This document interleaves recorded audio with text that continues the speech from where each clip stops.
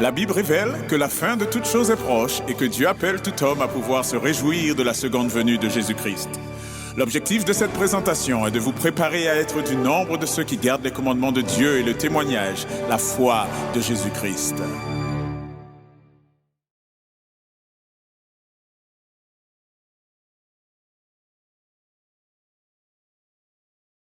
Bon sabbat à toutes et à tous. Merci. Ça me fait plaisir d'être avec vous, tout simplement, mais notamment ce jour de sabbat. Je suis content de revoir des visages que je connais très bien et de voir des visages que j'aurais entendus mais que je n'avais pas encore vus. Nous allons invoquer la présence du Seigneur par la prière et j'invite ceux qui le peuvent à pouvoir se prosterner.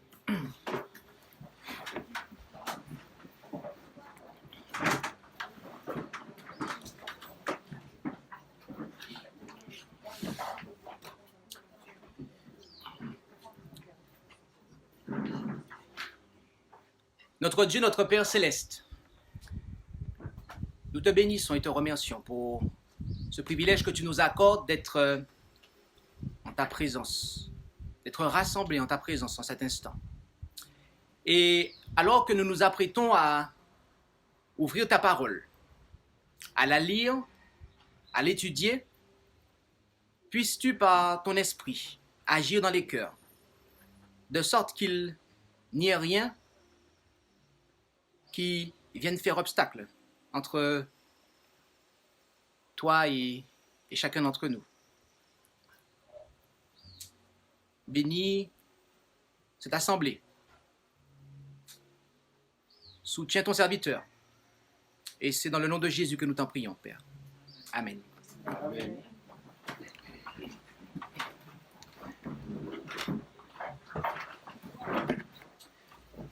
Le titre de cette présentation est « La neutralité », avec un point d'interrogation. Qu'est-ce que la neutralité? Et est-ce quelque chose d'acceptable? Savons-nous ce qu'est la définition de la neutralité?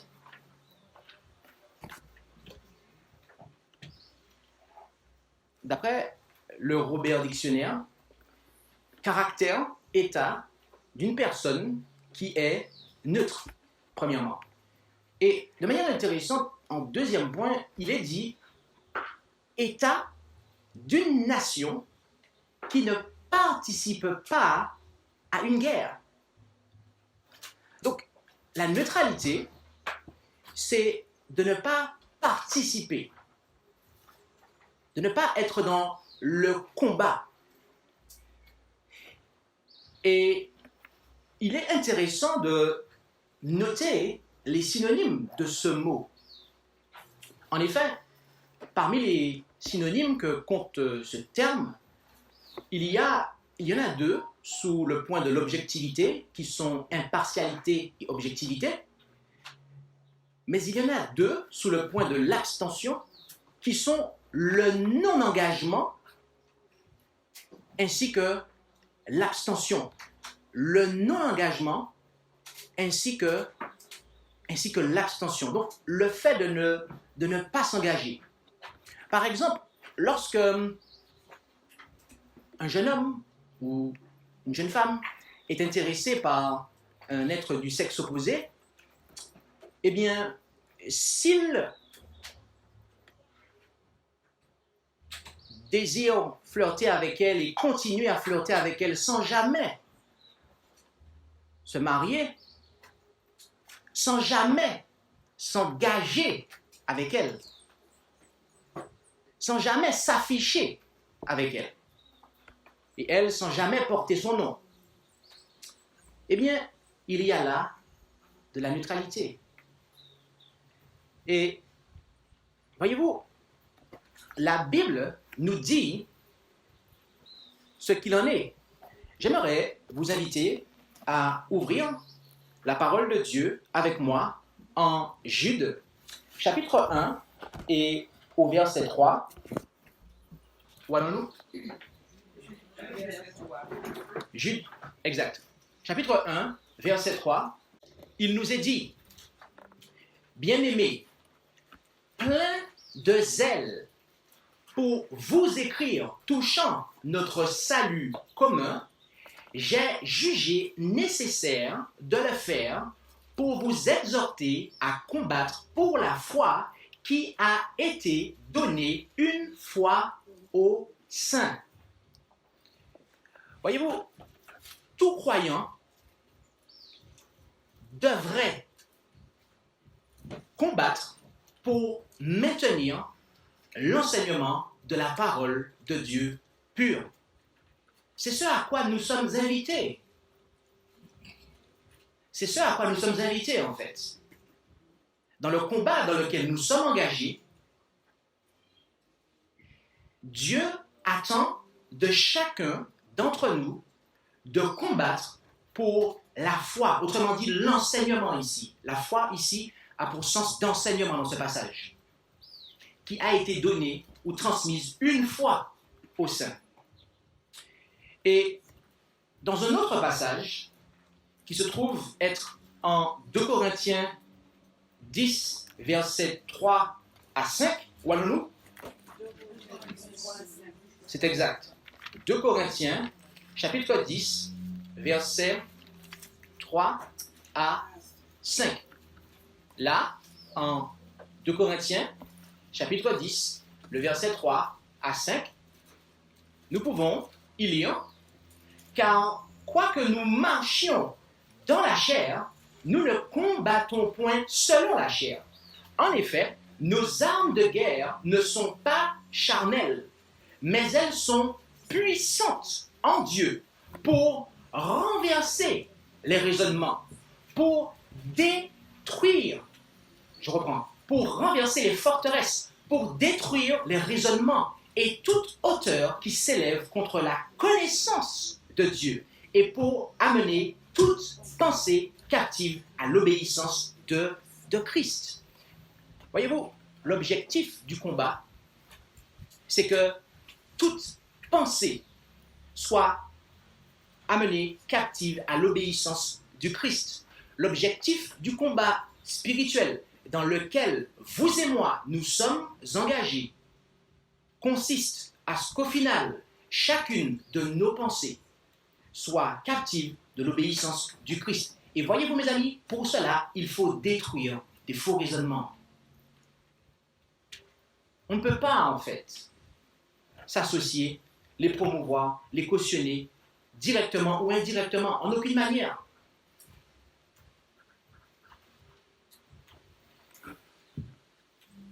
Dieu a conduit un mouvement. Il a conduit un peuple à pouvoir transmettre cette foi. Et au sujet de ce peuple, nous lisons en Apocalypse 10, versets 10 et 11. Où allons-nous? Apocalypse 10, versets 10 et 11. Et là, nous lisons, « Et je pris le petit livre de la main de l'ange et le dévorai. » Cela représente l'expérience des adventistes millérites lorsqu'ils ont étudié le livre de Daniel, notamment la portion relative aux 2300 soirs et matins. Et il fut doux dans ma bouche comme du miel, ce qui représente, eh bien, la joie qu'ils ont eue en apprenant qu'il allait se passer quelque chose à l'issue de ces 2300 soirs et matins. Mais quand je l'eus avalé au matin du 22 octobre 1844, mes entrailles furent remplies d'amertume. Pourquoi? Parce que l'événement attendu ne s'est pas réalisé sur terre, mais bien dans le ciel. Alors il me dit, Dieu n'a pas abandonné son peuple. Dieu l'a commissionné pour faire quelque chose. Il faut que tu prophétises encore sur un grand nombre de peuples, de nations et de langues et de rois. Et cette commission qui est donnée au mouvement adventiste à ce moment-là, on la retrouve notamment dans le triple message et dans la portion du premier, lorsqu'il est dit que « Et je vis un autre ange », Apocalypse 14, verset 6, qui volait au milieu du ciel, portant l'évangile éternel pour l'annoncer à ceux qui habitent sur la terre, à toute nation, tribu et langue et peuple. D'accord? Nous retrouvons presque mot pour mot cette globalité dans laquelle le message doit être prêché. Et à la finalité de cette prédication, il y a un peuple qui garde les commandements de Dieu et la foi de Jésus. La foi qui a été transmise en fait.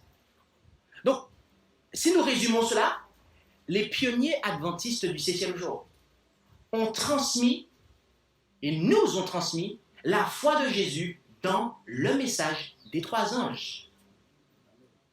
Et c'est quelque chose qui nous est confirmé par l'inspiration dans Message choisi, volume 2, page 448, paragraphe 4. Ceux qui ont fait ces expériences doivent rester fermes comme un rocher sur les principes qui ont fait de nous des adventistes du 7e jour. Ils doivent être les collaborateurs de Dieu, enveloppant l'oracle et scellant la loi parmi les disciples. Ceux qui ont contribué à établir notre œuvre sous le fondement de la vérité biblique. À qui fait-elle allusion ici? Aux pionniers, qui connaissent les poteaux indicateurs ayant signalé le bon chemin, doivent être considérés comme des ouvriers de la plus grande valeur. En ce qui concerne les vérités qui leur ont été confiées, ils peuvent parler par expérience. Et prêtez bien attention à ce qui va suivre. Ces hommes, faisant référence aux pionniers adventistes du 7e jour, pas aux millérites, aux pionniers adventistes du 7e jour, ceux qui ont entrepris la prédication des messages. Apocalypse 14, 6 à 12. Ces hommes ne doivent pas permettre que leur foi verse dans l'incrédulité. Et notez par quoi elle va substituer ça. Que le drapeau du 3e ange soit arraché de leurs mains. Ils doivent retenir fermement jusqu'à la fin l'assurance qu'ils avaient au commencement. Bien-aimés, j'ai une question à vous poser. Quel drapeau était dans la main des pionniers adventistes du 7e jour? C'est marqué, si vous le voyez. Le drapeau du 3e ange. Cela signifie-t-il que les pionniers adventistes ont prêché le message des 3 anges? Est-ce qu'il nous faut attendre 1980 pour voir apparaître une église organisée qui prêche le message des 3 anges véritablement parce qu'elle a changé ses doctrines? Non, mes amis. Non. La Bible est formelle. Le témoignage est formel. Le message des 3 anges est le dernier message de miséricorde pour ce monde. Et vous savez pourquoi?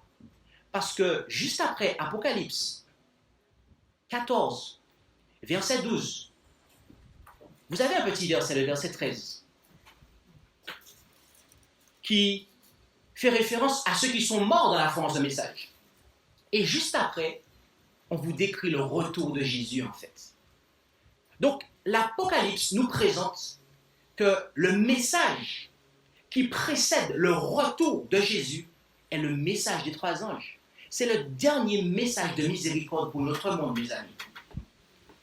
Et ce message, nos pionniers l'ont annoncé. Il n'a pas fallu attendre 1980 pour qu'on voit une église apparaître qui prêche ce message, mes amis.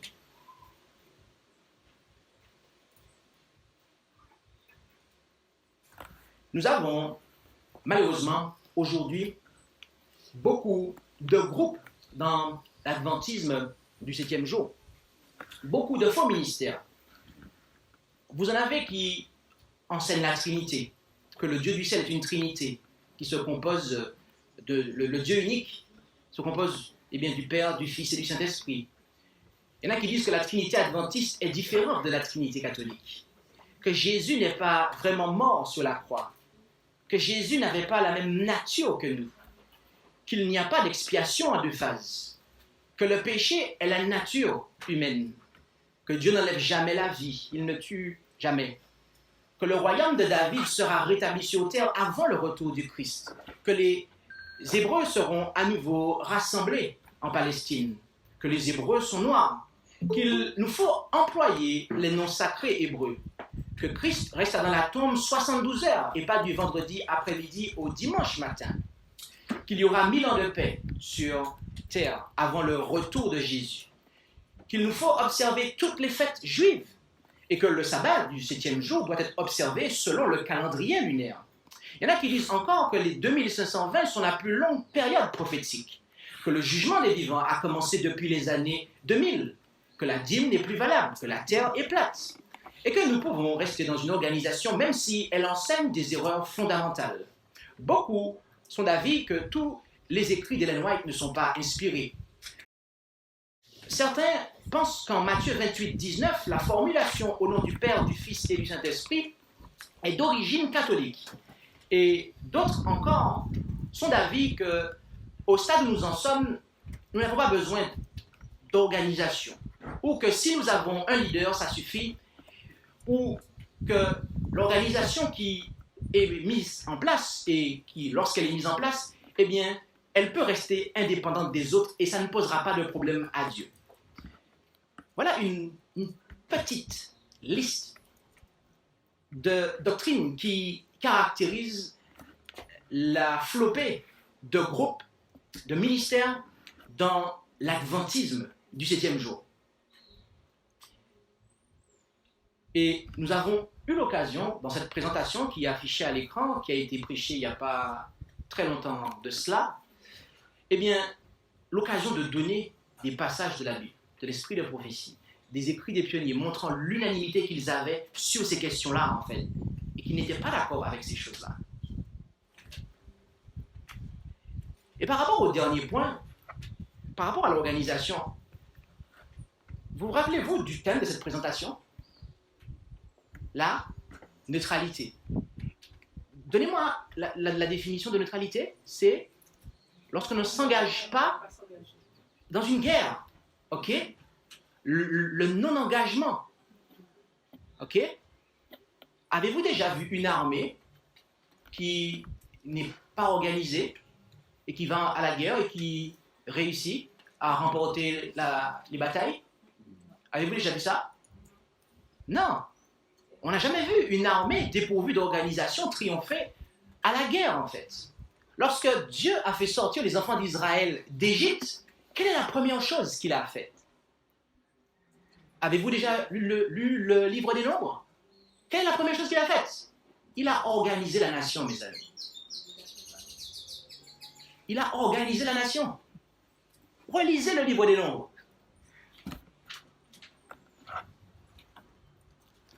Ne pas accepter le principe d'organisation, eh bien, c'est en soi seul déjà être neutre. Ne pas embrasser l'organisation que Dieu nous invite, dans laquelle il nous invite à entrer. Les principes d'organisation qui ont été transmis à la loi et au témoignage sont en soi une forme de neutralité. Et il nous a été dit, concernant les formes de nouvelles organisations, car beaucoup pensent que, eh bien, nous ne pouvons pas, en fait, nous organiser de nouveau, car la messagère parle contre ça. Mais avez-vous déjà lu pour vous-même l'ensemble de ces déclarations dans leur contexte? Notez ce que la messagère dit. Message choisi, volume 2, page 449.1. Le Seigneur a déclaré que l'histoire du passé se répétera dans la phase finale de l'œuvre. Chaque vérité qu'il a donnée pour ces derniers jours doit être proclamée au monde. Chaque pilier qui a été dressé doit être affermi. Nous ne pouvons abandonner le fondement que Dieu a établi. Entrer dans une nouvelle organisation équivaudrait à apostasier, à renier la vérité. Lorsque la messagère parle d'entrer dans une nouvelle organisation, elle fait allusion au fait d'abandonner une vérité, un pilier, de renier la vérité. Et dans le volume 1 de Messages choisis, 238.3, les principes de vérité que Dieu, dans sa sagesse, a donnés à l'Église du reste, seraient rejetés. Et elle déclare cela si Satan réussit à opérer une réforme. Elle dit que s'il réussit, les principes de vérité que Dieu, dans sa sagesse, a donnés à l'Église du reste seraient rejetés. Notre religion subirait un changement. Les principes fondamentaux qui ont soutenu l'œuvre pendant les 50 dernières années seraient tenus pour autant d'erreurs et qu'une nouvelle organisation serait établie. Elle a prophétisé ça, en fait. Elle l'a dit, elle l'a prophétisé. Avons-nous vu les fondements être rejetés? Oui, mes amis. Dans ce cas, la prophétie nous dit que le fruit de cet abandon, c'est une nouvelle organisation. Bien-aimés, ne laissez personne vous dire que Madame White ne veut pas que vous quittiez une organisation qui croit en la Trinité. C'est faux. Lorsqu'elle parle de cela, elle fait allusion au fait de ne pas quitter les fondements sur lesquels l'adventisme a été établi et sur lesquels l'adventisme repose. C'est la raison d'être même de l'adventisme, en fait. Donc, une nouvelle organisation est celle qui rejette les anciennes vérités. Et permettez-moi de vous dire qu'il y a une flopée de nouvelles organisations. Il y a la principale, et il y en a d'autres. Vous avez l'Église adventiste du 7e jour, pointerait à la ligne. Vous avez l'Église adventiste du 7e jour, mouvement de réforme. Vous avez l'Église adventiste du 7e jour, libre. Vous avez le groupe des Davidiens qui ont une forme d'organisation. Et vous avez des ministères indépendants qui, au passage, cette expression ne se retrouve jamais dans les écrits de la Messagère. Et c'est grave de dire qu'on est un ministère indépendant alors que Mme White ne parle jamais de cela et que même elle dénonce ce comportement en faisant comprendre qu'il n'y a pas de place pour l'indépendance dans l'œuvre de Dieu. Et toutes ces organisations connues, ainsi que leurs satellites, les ministères indépendants qui tournent autour d'elles, eh bien, il s'agit de nouvelles organisations parce qu'elles n'acceptent pas des vérités qui ont été données pour fondement à l'adventisme. Bien aimé, l'organisation approuvée par Dieu est celle qui conserve les principes fondamentaux développés entre 1855 et 1905, période connue sous le terme des 50 dernières années. En effet, dans Levez vos yeux en haut, page 344.4, en 1844, après que le temps fut passé, les grandes et merveilleuses vérités reçues furent confirmées pour nous. Les dernières 50 années n'ont pas obscurci un seul détail ou principe de la foi reçue alors. Les âmes languissantes doivent être confirmées et revivifiées selon la parole du Christ. Pas un mot n'est changé ou renié.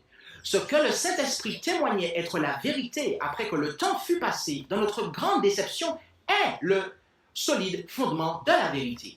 Les piliers de la vérité furent révélés. Nous avons accepté les principes de base qui ont fait de nous ce que nous sommes, des adventistes du 7e jour qui gardent les commandements de Dieu et ont la foi de Jésus. Voilà l'organisation, mes amis, que Dieu approuve, celle qui conserve les principes fondamentaux développés entre 1855 et 1905.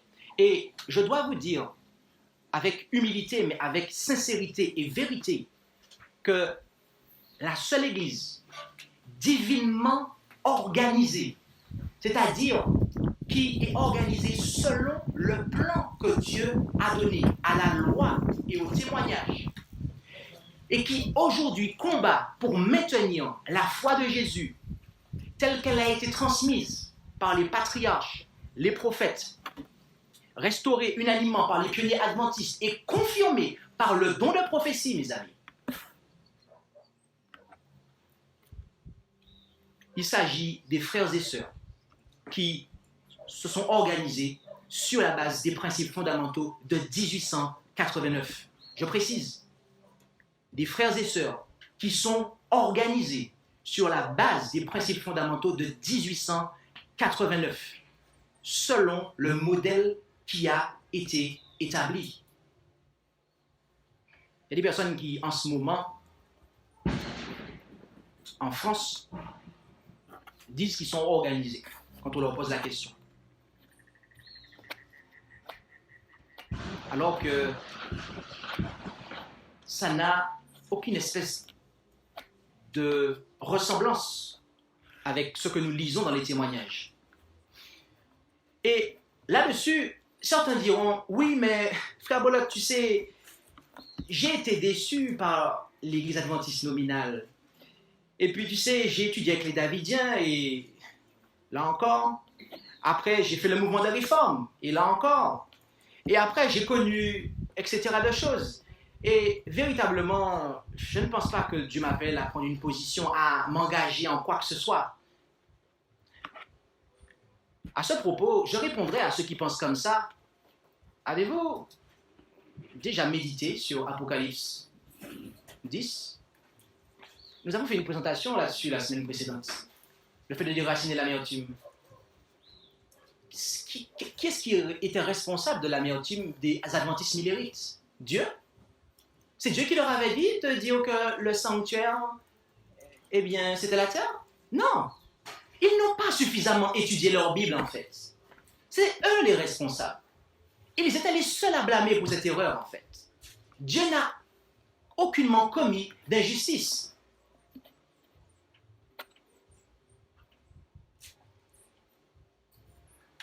Et ils n'ont pas plaidé ça, en fait. Ils n'ont pas plaidé leur désappointement pour dire on ne va pas s'organiser. Arrivé en 1863, ils n'ont pas dit non, on ne va pas entrer dans une nouvelle organisation. On était désappointés, ça nous suffit, c'est bon. Ils n'ont pas dit ça, mes amis.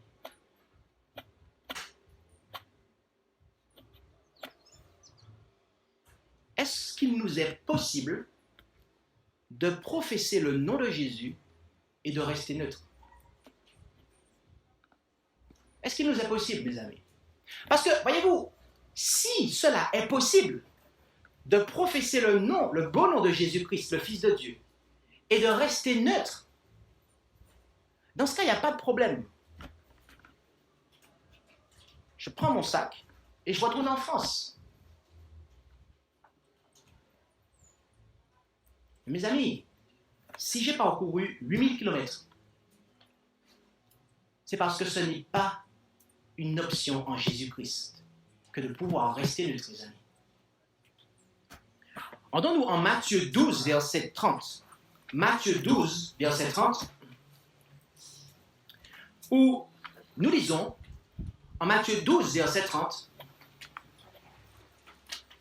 ce qui suit. Matthieu 12, verset 30, celui qui n'est pas avec moi est contre moi. Et celui qui n'assemble pas avec moi disperse. Soyons clairs.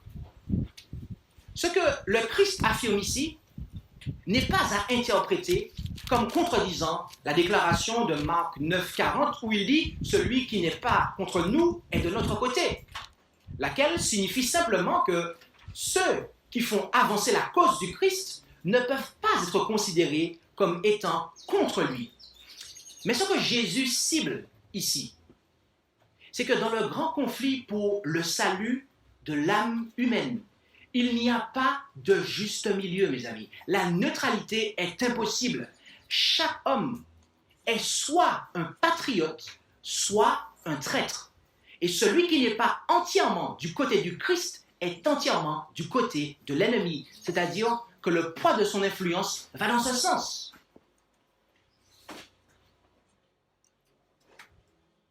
Être presque, mais pas entièrement avec le Christ, c'est être non pas presque, mais entièrement contre lui. La messagère nous dit, dans l'œuvre du Christ, dans quelle œuvre? Dans l'œuvre du Christ, n'est-ce pas? Dans l'œuvre du Christ, il ne peut y avoir aucune neutralité, aucun juste milieu. Il a déclaré Celui qui n'est pas avec moi est contre moi, et celui qui n'amasse pas avec moi disperse. La neutralité, mes amis, est impossible. Professer le nom de Jésus-Christ et ne pas s'engager pour Jésus-Christ, pour la vérité, cela n'est pas possible. On pourrait dire, oui, mais je le fais, ou je connais des gens qui le font. Attendez la suite du message pour comprendre pourquoi les gens le font. Matthieu 6, 24. Où allons-nous? C'est exact. Matthieu chapitre 6, verset 24. Matthieu chapitre 6, verset 24. Il est dit, nul ne peut servir deux maîtres, car ou il haïra l'un et aimera l'autre, ou il s'attachera à l'un et méprisera l'autre. Vous ne pouvez servir Dieu et Mammon. Jésus a rendu cela encore plus clair ici. Être à moitié avec le Christ, c'est être totalement du côté de l'ennemi. En commentant ce passage, l'inspiration nous dit « Nombreux sont ceux qui ont essayé la neutralité en cas de crise, mais ils ont échoué dans leurs objectifs. Personne ne peut maintenir une position neutre. Ceux qui s'efforcent d'y parvenir accompliront les paroles du Christ. Personne ne peut servir deux maîtres. Ou bien il haïra l'un et aimera l'autre, ou bien il s'attachera à l'un et méprisera l'autre. Vous ne pouvez servir Dieu et Mammon. Ceux qui commencent leur vie chrétienne en étant moitié-moitié se retrouveront finalement enrôlés dans le camp de l'ennemi, quelles qu'aient été leurs premières intentions.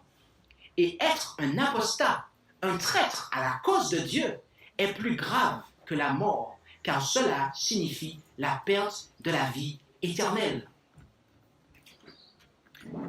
Lorsque j'étais encore un plus jeune que maintenant, il y a plusieurs années de cela, il y a une personne âgée dans l'église à qui je parlais de la vérité. Et cette personne entendait cela, ou tout du moins, elle entendait que je parlais de la vérité aux autres. Et elle est venue me voir. Elle est venue me voir pour essayer de me montrer que j'avais tort. Et je lui ai dit, mais tu ne m'as jamais écouté, pourquoi tu me parles en fait? C'est un acte de folie que de faire ça, de parler sans avoir écouté quelqu'un en fait. On s'est assis, je lui ai expliqué les choses, et elle m'a dit, tu sais, je pense exactement la même chose que toi en fait. J'ai dit, ah bon? C'est bizarre en fait. Ça fait plusieurs mois, plusieurs années qu'on se connaît, et tu ne m'as jamais rien dit en fait. Je ne t'ai jamais entendu parler, ni dans l'école du sabbat, rien. Elle m'a dit, oui, mais tu sais, c'est pas comme ça qu'il faut faire ça.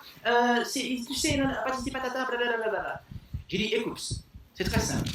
Jésus, il est écrit. Ce que je vous ai dit dans les lieux secrets, prêchez-le sur les toits. Et elle m'a dit, non, écoute-moi, j'ai plus d'expérience que toi, je suis plus âgé que toi. Écoute-moi, jeune homme et compagnie. Je lui ai dit, écoute, je vais faire quelque chose. Ce message-là, je vais le prêcher, en fait. Je vais le prêcher. Et dans quelques années, tu vas entendre parler de moi, en fait. Ah, elle a fait la toupie, elle a tourné, elle est partie. Bon, on n'avait rien dit de méchant, hein. Mais c'est juste que, comme j'ai résisté, comment on peut connaître la vérité et être dans une église, en fait, et fermer sa bouche comme ça? C'est parce qu'on a choisi d'être neutre, mes amis. Et je peux vous dire, elle n'est pas la seule, cette personne.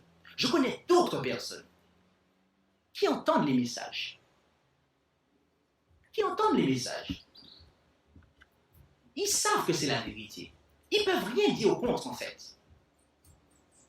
Mais ils ont choisi d'être neutres.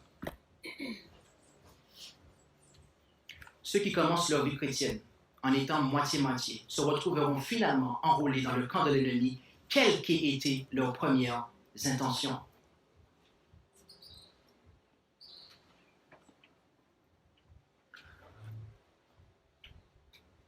En 1 Roi 18, verset 21. 1 Roi 18, verset 21. il est dit, puis Élie s'approcha de tout le peuple et dit, jusqu'à quand boiterez-vous des deux côtés? Si l'Éternel est Dieu, suivez-le. Mais si c'est Baal, suivez-le. Et notez ce qui s'est passé juste après. Mais le peuple ne lui répondit pas un mot. D'ailleurs, avant d'aller plus loin, je tiens à faire une parenthèse ici, qui n'est pas tellement une parenthèse. Nous sommes ici en 1 Roi 18, verset 21. En 1 Roi 19, verset 18, Dieu apprend à Élie qu'il n'est pas le seul. Cela signifie que lorsque Élie est en train de dire ça, il pense qu'il est le seul à être fidèle à Dieu. L'ignorance du fait qu'il n'était pas le seul fidèle n'empêcha pas Élie de prendre une position pour la vérité, mes amis. Et je souligne ça ici, maintenant. C'est parce que, voyez-vous, trop souvent, on entend dire, mais qui est-ce qui est dans ça? Qui est-ce qui proposition là? Combien il y a? On veut savoir combien de personnes qu'il y a dedans. Comme si que ça va être une espèce de stimulant pour m'aider à prendre une position, en fait. Dites-moi, nous sommes censés prêcher le message des 3 anges dans l'esprit et dans la puissance d'Élie. Mes amis, Élie ne calculait pas le nombre de charnels derrière lui. Ok? Élie n'a pas calculé le nombre de charnels qui étaient derrière lui à le soutenir. Élie était engagé dans une guerre.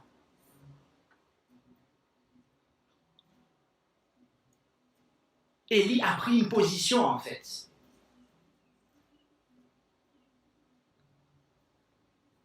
Il n'est pas possible de rester neutre, mes amis. Cela n'est pas possible. En commentant ce passage, la messagère dit, eux, dans cette crise redoutable, en présence des prêtres idolâtres et du roi apostat, restent neutres. Écoutez bien ce qu'elle va dire après. Si Dieu abhorre un péché plus qu'un autre, oh, c'est la fornication. Généralement, quand on dit ah, il vit dans le péché, tout le monde pense à la fornication. Comme si c'est le seul péché qui signifie on vit dans le péché, en fait. Et pourtant, il y a des gens qui font de la médisance à longueur de journée, et personne ne dit qu'ils pratiquent, qu'ils vivent dans le péché. C'est pas la fornication le plus grand des péchés que Dieu abhorre, mes amis. Si Dieu abhorre un péché plus qu'un autre, dont son peuple est coupable, c'est de ne rien faire dans un cas d'urgence. J'ai une question pour vous. Nous sommes à l'époque où le dernier message de miséricorde doit être prêché dans le monde, c'est bien ça? Attendez, vous êtes en train de me dire que juste après ça, Jésus revient? C'est bien ça? Et vous êtes d'accord avec moi qu'il y a en fait une plateforme de vérité à restaurer et à porter au monde? Dites-moi, ne s'agit-il pas là d'un cas d'urgence?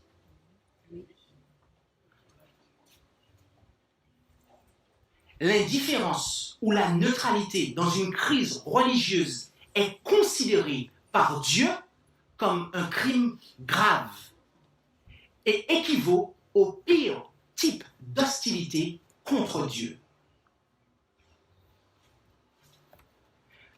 La neutralité, mes amis, est le pire type d'hostilité contre Dieu. C'est loin, mes amis, d'être une petite chose.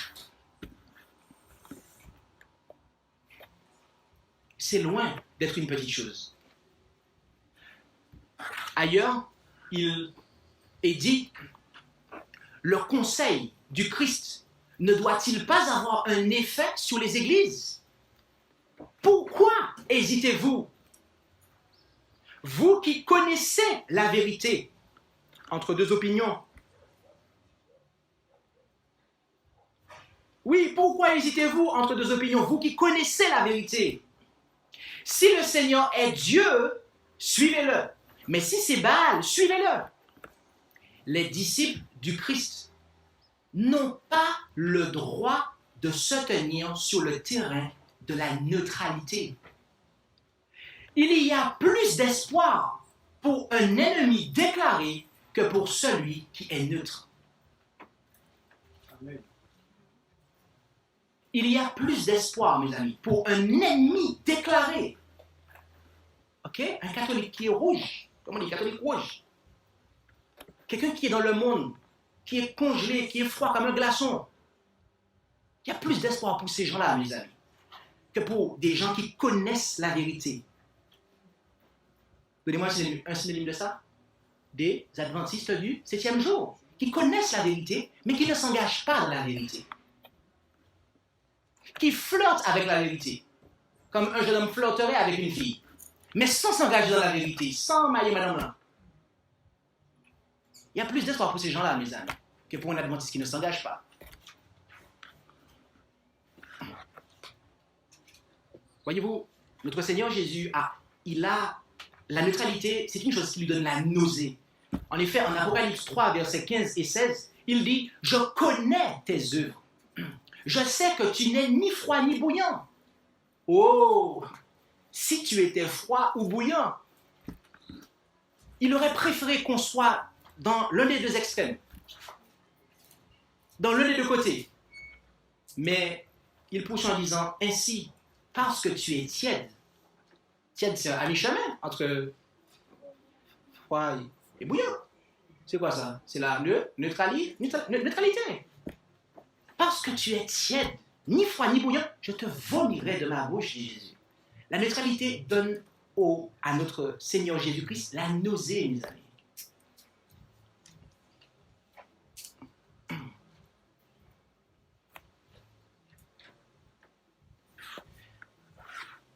Nous allons terminer ce message avec le passage suivant. En Josué 24, versets 15 à 18, voyons-nous? C'est exact. Josué 24, versets 15 à 18. Que s'il ne vous plaît pas de servir l'Éternel, choisissez aujourd'hui qui vous voulez servir. Ou les dieux que servaient nos pères au-delà du fleuve, ou les dieux des Amoréens dans le pays desquels vous habitez. Mais pour moi et ma maison, nous servirons l'Éternel. Arrêtons-nous ici 2 secondes. Comme Élie, quelques années après lui, Josué n'a pas calculé le nombre de charnels qui allaient se tenir à côté de lui de sa maison, en fait. Josué avait déjà déterminé de faire la volonté de Dieu, quel que soit ce que le peuple allait dire.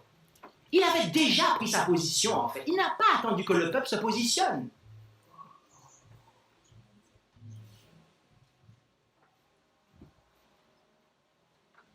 Et alors, le peuple répondit et dit, non, loin de nous la pensée d'abandonner l'Éternel pour servir d'autres dieux, car l'Éternel est notre Dieu. C'est lui qui nous a fait monter, nous et nos pères, du pays d'Égypte, de la maison de servitude, et qui a fait devant nos yeux ses grands prodiges, et nous a gardés dans tout le chemin où nous avons marché, et parmi tous les peuples au milieu desquels nous avons passé.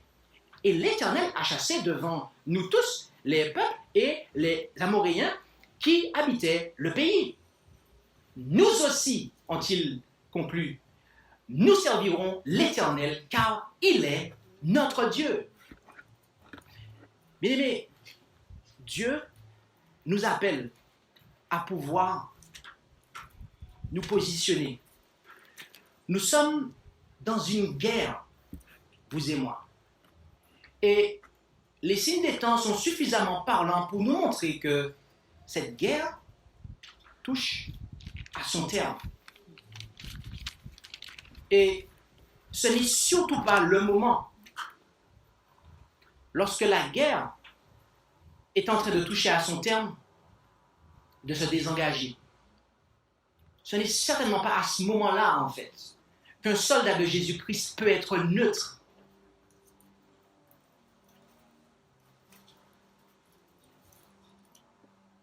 La neutralité, mes amis, n'est pas possible avec Jésus-Christ. La neutralité conduit dans le camp de l'ennemi. La neutralité est le pire type d'hostilité contre Dieu. Il y a plus d'espoir pour un ennemi que pour un neutre. Et la neutralité donne à notre Seigneur Jésus la nausée. Combien d'entre nous, en ce matin, voulons-nous nous engager pour Jésus-Christ, pour la vérité? Lèvons la main. Lèvons la main tous ensemble. Combien d'entre nous, en ce matin, voulons-nous nous engager pour la vérité, pour Jésus-Christ?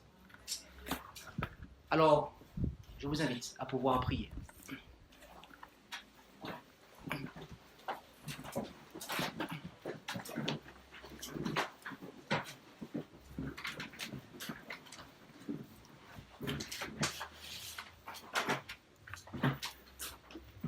Notre Dieu, notre Père céleste, nous te remercions pour ta parole, qui est une lampe à nos pieds, une lumière sur notre sentier. Et dans ton amour que nous voyons en Jésus, tu nous reprends et tu nous châties parce que tu nous aimes. Et tu ne veux pas nous voir nous égarer. Et c'est pour cela que tu nous avertis des dangers que nous courons. Et nous voyons que tu nous appelles à combattre le bon combat. Nous voyons que tu nous appelles à maintenir la foi à la face d'un monde rebelle. Et pour cela, nous devons participer à ce combat. Nous ne pouvons pas être désengagés.